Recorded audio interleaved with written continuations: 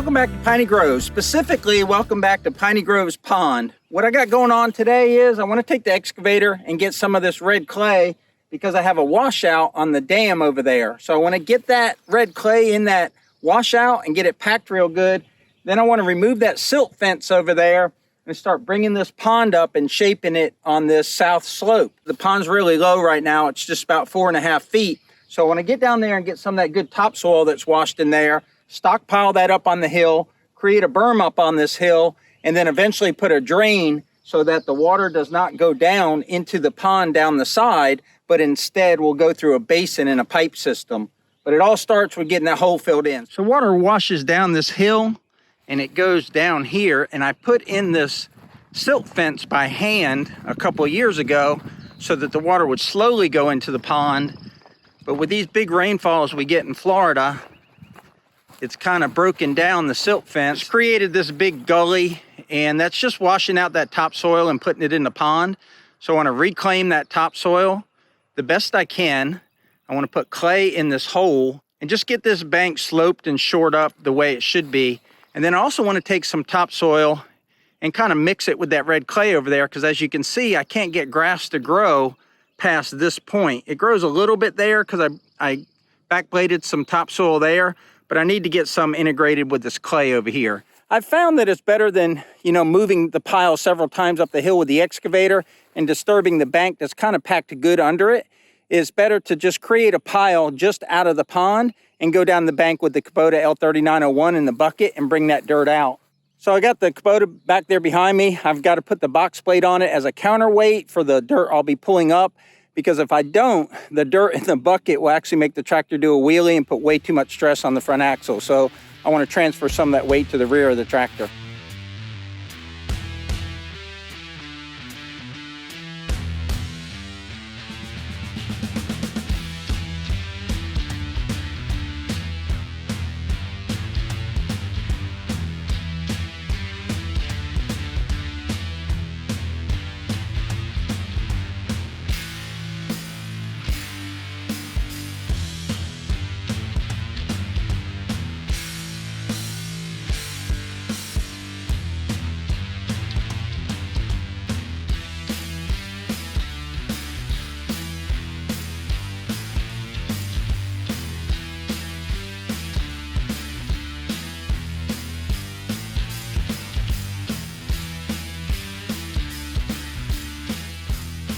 So I'm no dirt expert here or geologist, but what I'm trying to do is get some of this kind of yellowish clay over here, and then get some of this red clay that's washed down the bank and mix it in that pile. And that way when I grab it with the tractor bucket, I can put it in that washout area over there.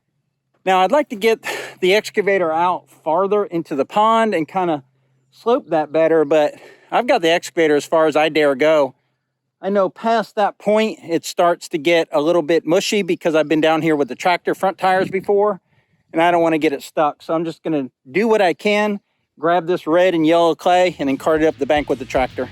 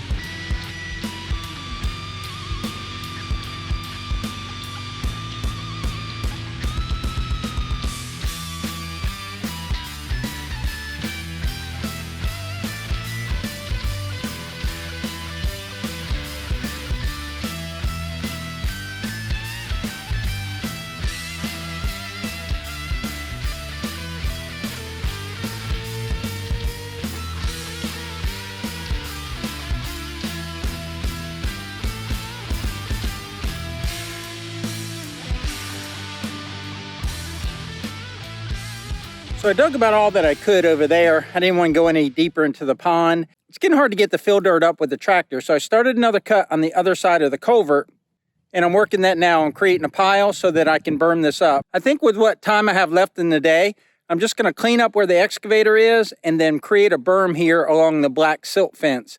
And that'll keep water from washing down this bank. This is probably a 3 or 4 day job. I'm going to make it as complete as I can today and just keep that water from washing down the bank and eroding it. So I've got a berm going here up to the black silk cloth. And then that's where I filled in earlier. So I just want to put dirt against the back side of this silk cloth all the way over to there. Because you can see the big washout areas. Some of these things are 2 and 3 foot deep. Big one right there that I have to fill in order to get the dirt up from there. You can see the first cut on that side.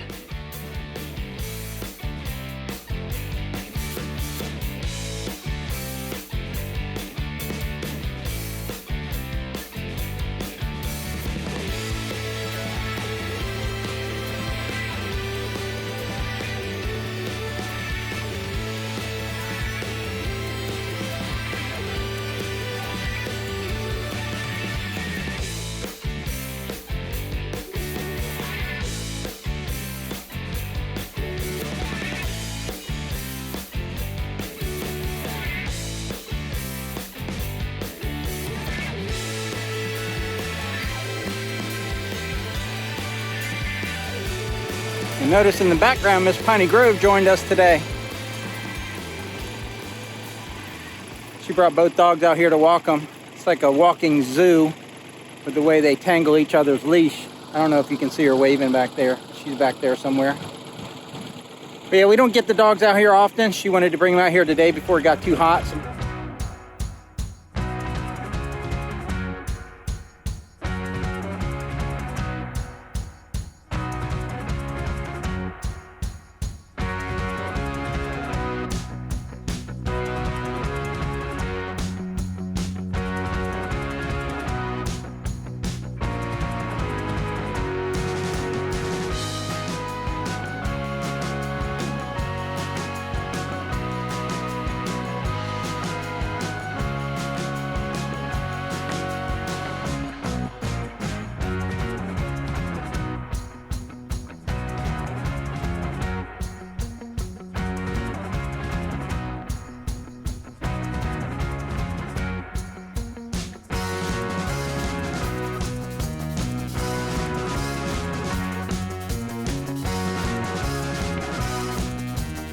I got the big pile moved up and spread. I'll show you that in a minute.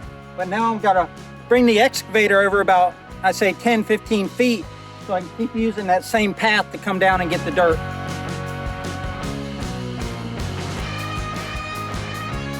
I got the excavator repositioned on this side of my road that comes down the pond to get the dirt. And so I can reach all the way over here and grab all this. It's topsoil that's washed down right till I get to that clay layer. I'll leave a little berm there so the water doesn't infiltrate, and then I'll just keep putting the fill dirt on that side. I don't know what I'm going to do once I get past the reach here, but I'm about out of time today anyway.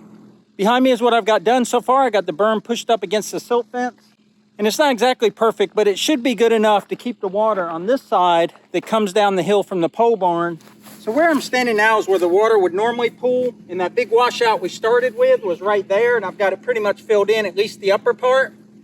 But the water would pool here and then wash that way. What I have to do eventually is dig this out through here, put a basin here, and shoot the water over to that drainage pipe so it goes into the pond and filters through the rock.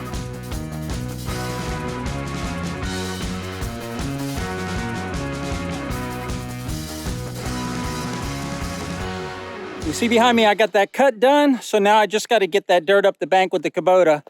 One thing I want to make note of is I've cut this cut way deeper than the level of the pond, and none of the pond water is coming in. That's telling me the clay on this end of the pond is good enough to hold water. Okay, so the camera is at the level of the pond, and then I'm going to spin the camera, and you can see it's easily 2 foot deeper where I've dug out. I really think our theory is correct at the other end of the pond where it's sandy is where the problem is, because I really think there's a nice blanket of clay under here. But on a roadside over there, that berm was built with what I think was topsoil. And I think some of that topsoil leaches some of our water from our pond. So we'll definitely have to seal along the road there. That's all I've got for you today. Hopefully you enjoyed watching me dig down in the pond today. We do appreciate you watching. If you would, click that like button at the bottom, subscribe if you haven't already, and share with your friends. Also, comment below. We'd love to hear from you. But otherwise, that's all I've got until the next one. Y'all take care out there.